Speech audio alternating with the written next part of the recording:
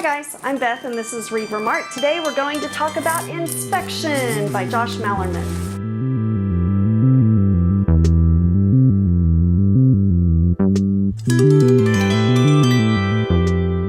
I'm so pleased to talk to you today about Inspection, Josh Malerman's latest book. This is the same author who brought you Bird Box as well as Unbury Carol. Through those two books alone, you can really see that Josh Malerman is quite the master at building different worlds, different characters, completely different storylines, and being able to speak from either gender really, really well.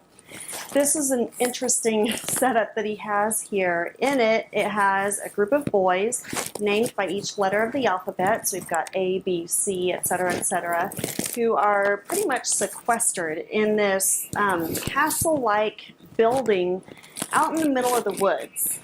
Never have had any access to women, girls, or even the outside world. Same thing is happening with a neighboring village many, many miles away. There is a group of girls who have never even heard of boys. They don't know the concept of male and female. In their worlds, there is only the one sex. This is done as sort of a social experiment, a grand, well-meaning social experiment by the masters M-O-M and D-A-D.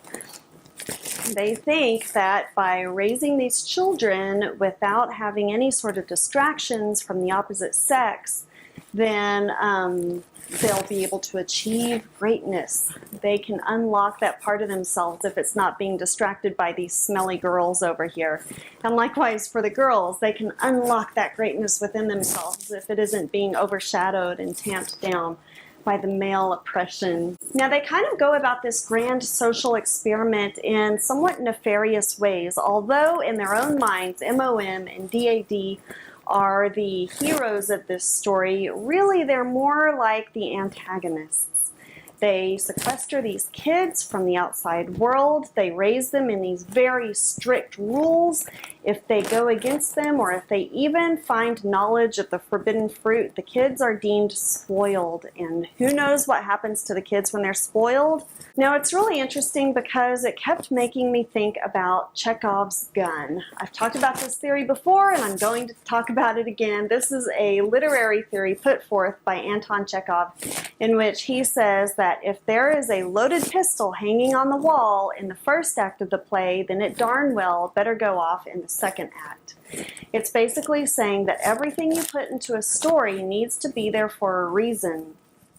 In this instance, I thought of the setup of this society and the boys and the girls themselves as the proverbial Chekhov's gun. We're entering into these societies that are just completely different to the point of being wrong. It's not different in which it could be a utopia. It's different in that it's just wrong. And you know that somehow that loaded gun is going to explode. It's going to go off at some point in the story. And when it does, wow.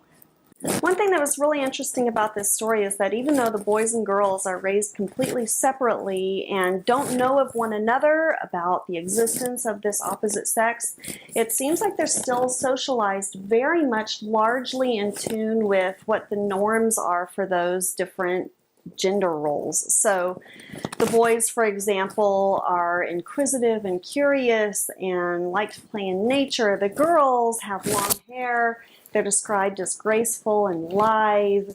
And these are constructs that are kind of built by societal gender roles. It's not necessarily something that the girls might naturally ascribe to themselves or the boys might naturally ascribe to themselves.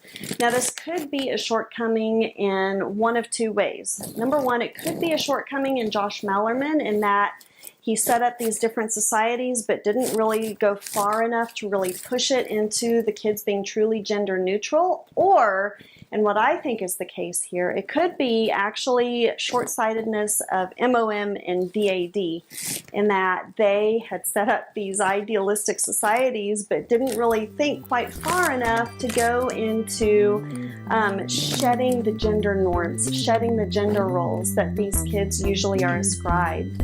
Really interesting thing to think about.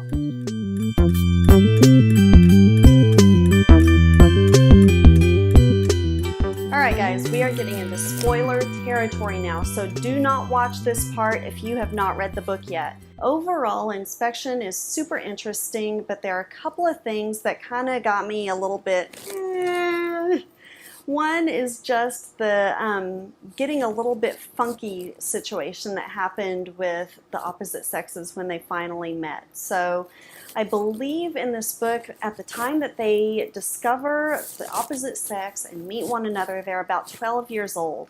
And when they do, there's a lot of kissing and touching, and I just, aside from the gross out factor, it is just strange because I don't think that they would necessarily know what to do. I don't know that they would know to do any of that, or that it would be a sign of affection, because they haven't really been shown any signs of affection before.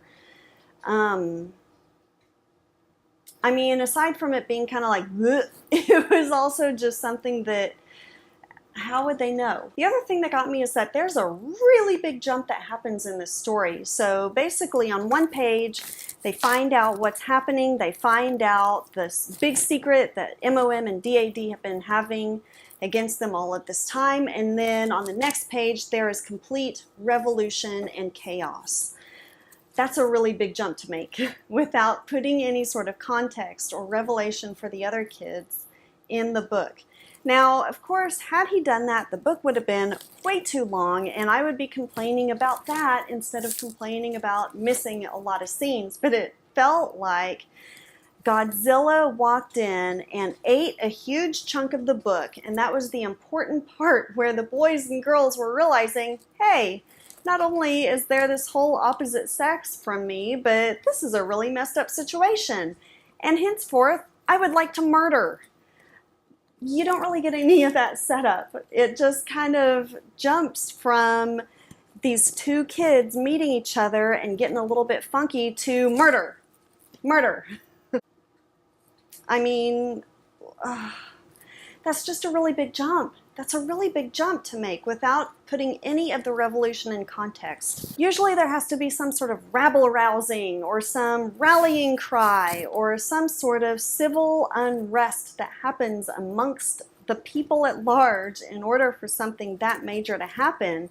It doesn't just jump from like two people finding out about something shocking to all of a sudden all of them rising up against the man. It was a leap too far, and I wasn't able to make it without the author helping me get there. I really wish that there had been a little bit more scene building that led to that. It's almost like the ending was kind of rushed, like, okay, we've spent all this time waiting for Chekhov's gun to go off, so let's wait, let's slowly pull the triggers, pull the trigger, and now it's done. Having said all of that, I still enjoyed the book. It could have been better and it should have been better, but it was still good.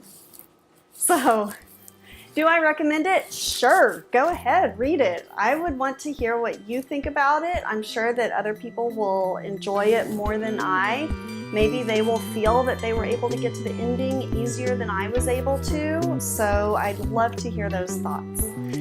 So, thank you as always for joining, and I will catch you all next time. Bye.